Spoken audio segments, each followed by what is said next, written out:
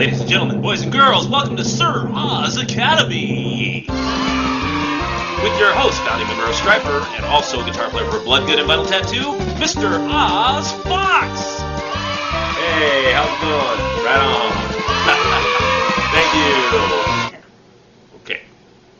Welcome to the free Sir Oz Academy guitar lesson.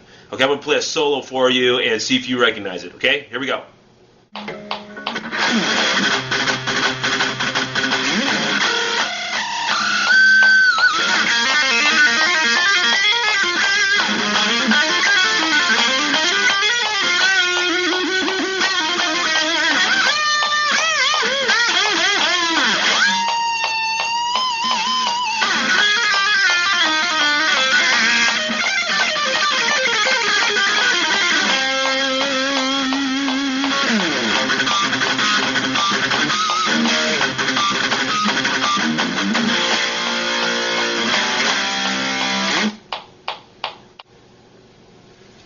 Okay, now that was a solo from a song called "The Way" on the album "To Hell with the Devil," which was one of the early Stryper albums from the 80s.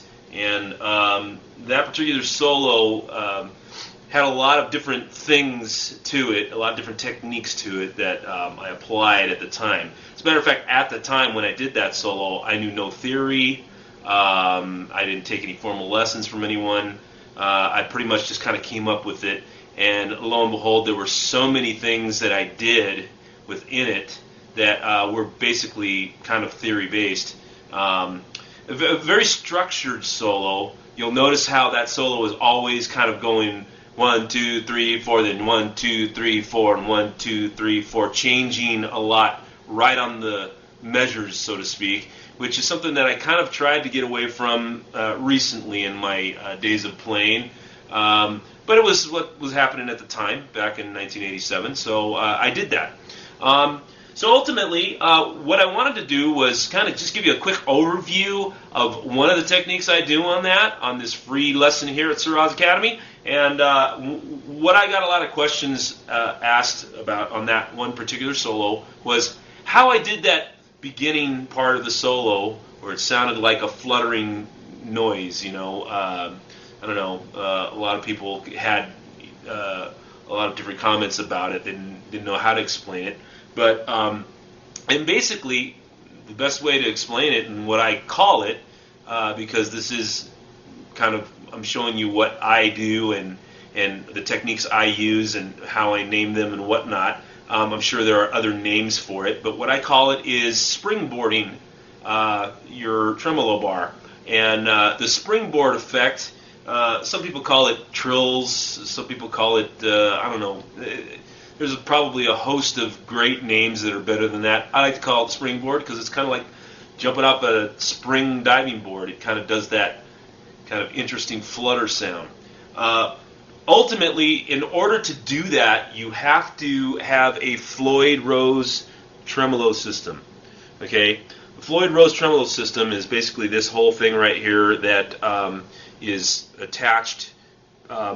There's actually 2 points right here that it pivots on, 2 little, I guess they're like screws that you know, that the whole plate pivots on, and then underneath, which you can't see it here, but there are springs back behind here that are helping this to freely float.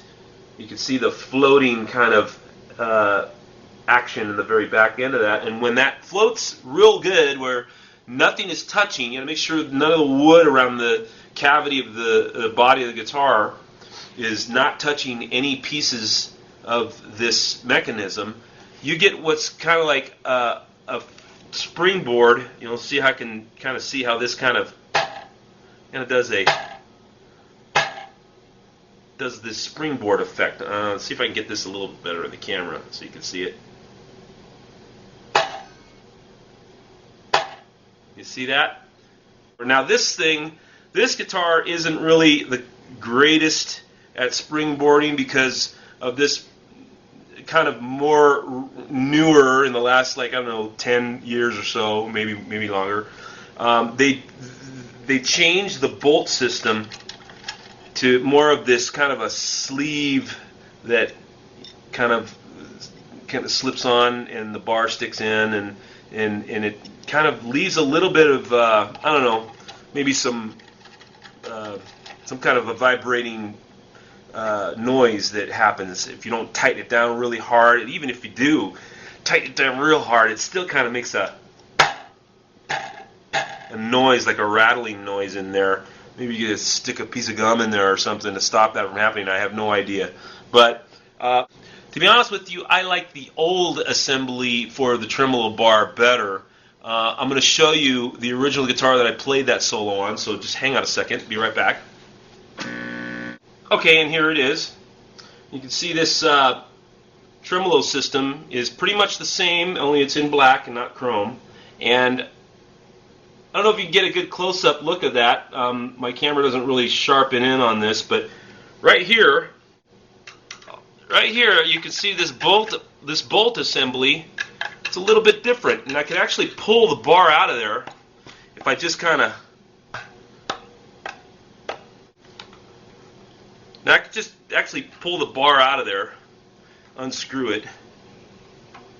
This gives you a little bit better view of that bolt, which you see right there, right in there.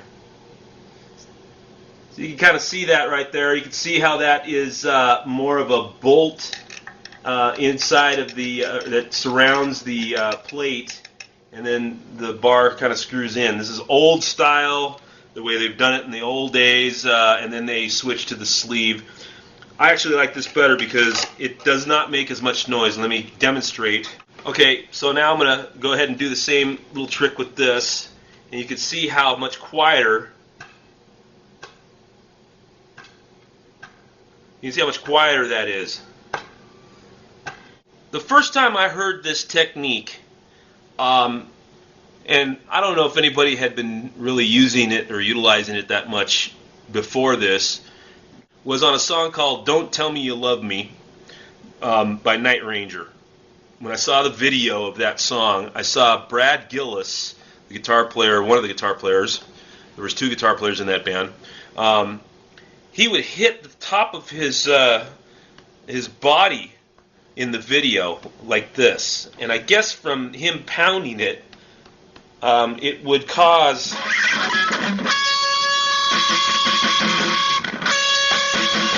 It would kind of cause the bar to really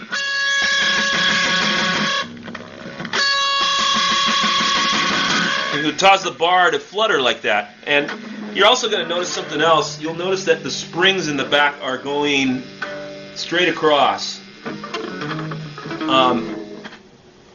I think it works a little bit better if you have them going straight across like this, as opposed to some guys that take them from the outside and point them in towards the middle.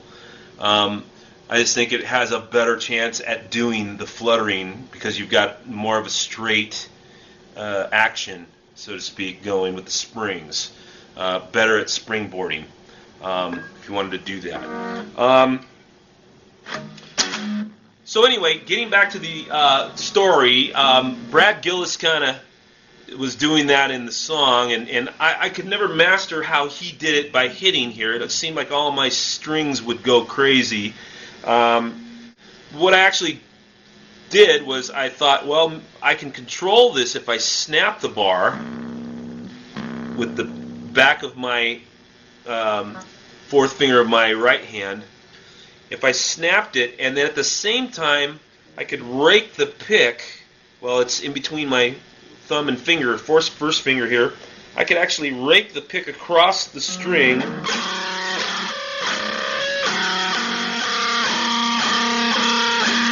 Get the same effect, only control it a little more.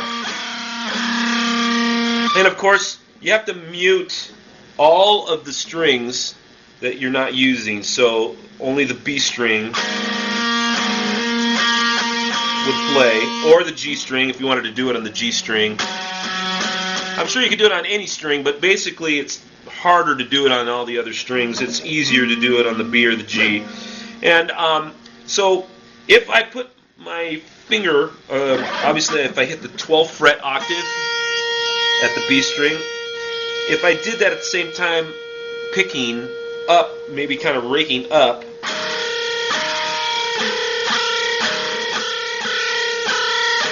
it kind of gives you that more like controlled effect. Okay, if I get up, okay, if I turn it this way, you can see how I'm doing it from here.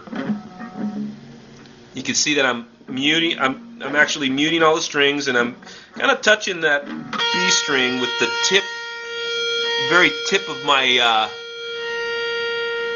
my finger, where it comes to a point, the middle of my fingertips here, and my fingerprints, so to speak. So if I just kind of put my finger across that one place of the 12th fret, the harmonic, and then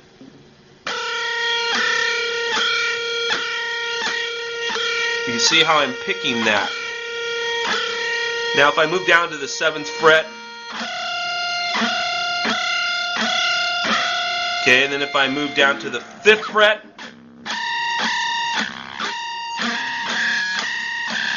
okay, now if I move down to the 3rd fret, the problem with that one is it doesn't have a sweet spot right over the fret. You got to go a little bit in front of it.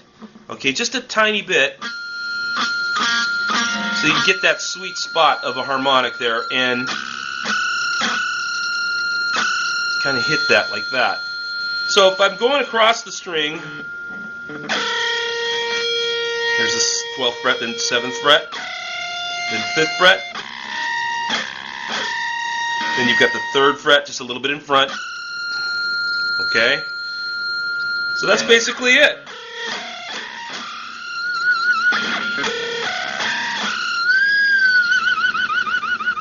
You can kind of yank up on the bar. That's what I did, was yank. And that kind of gave you that whole effect. So, you know, a lot of guys do this trick. I've seen, the only other person I saw do it back in the day, when I finally really, you know, kind of found out who he was and whatnot, was Steve Vai. Of course, Vai is an incredible player. He took the Springboard harmonic to all kinds of levels, including, if you've seen the Live in London Astoria show, he actually takes his bar out, and he doesn't have a screw-in bar. His just plugs in. He pulls it out, and he kind of does kind of like a penny drop thing with his. I mean, crazy stuff you wouldn't have thought of. So hats off to Steve. Now there's going to be a lot more detail explained about this solo in the library. Once you subscribe, you'll be able to see all of that, including videos about modes, pentatonics, techniques, all the different things that I use. There's also going to be guest artists that are going to show you what they do, and it's really cool. You'll dig it, man. Just get in there, subscribe, and start learning right away with Sir Oz Academy. We'll see you in the next video.